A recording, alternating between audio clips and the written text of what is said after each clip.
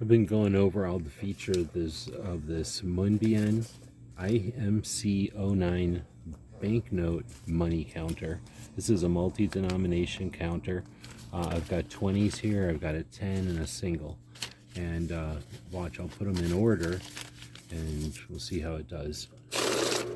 Pushes them right through. We got the 7 bills, 5 20s, a 10 and a 1. That brings us up to 111. There they are. But here's, notice they're not in any kind of, they're not faced. So now I'm going to just shuffle them. So now they're all kinds of topsy-turvy, all over the place and in different orders.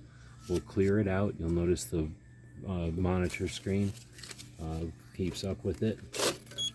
Oh, we did get an error there. So I'll just pull the bills out of the hopper. Right, let it finish. All right, we'll do that again. Put them all in whatever order. Went right through, no matter what order they're in. Now it's 20, 20, 21, 10, 20, 20, and it still counted them just fine. This really is a handy multi-denomination counter from Munbyn. Hope this helps.